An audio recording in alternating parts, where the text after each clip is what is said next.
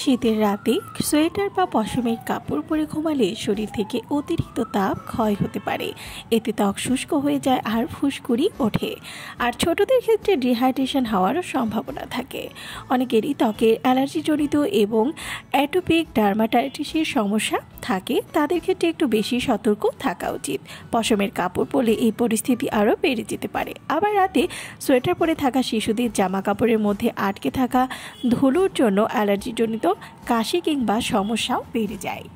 রাতে সোয়েটার পরে ঘুমানোর কারণে অতিরিক্ত ঘাম হতে পারে, এতে রক্তচাপ কমে যেতে পারে আর মাথা ঘামতে পারে, ফলে অনেকের ঘুমের মধ্যে ব্যাঘাত ঘটে। আবার যাদের কার্ডিয়াক রোগের সমস্যা রয়েছে তারা ঘুমানোর সময় আঁটোসাঁটো পশমের বা সোয়েটার পরলে বুক ভারী ও শ্বাসকষ্টের সমস্যা অনুভব করে।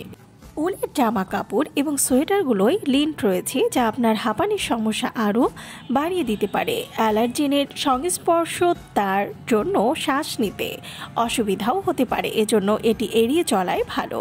রাতে সোয়েটার কিংবা মোজা পরেও ঘুমানো উচিত নয়, ঘাম থেকে ব্যাকটেরিয়া সংক্রমণ হওয়ার সম্ভাবনা থাকে। এজন্য ঘুমের আগে অবশ্যই সোয়েটার আর মোজা খুলে ফেলা উচিত। ভিডিওটি ভালো লাগলে চ্যানেলটিকে সাবস্ক্রাইব করুন আর পাশে থাকা বেল আইকনে ক্লিক করে দিন, তাহলে পরবর্তী ভিডিও আপলোড করার সাথে সাথেই আপনার কাছে পৌঁছে যাবে।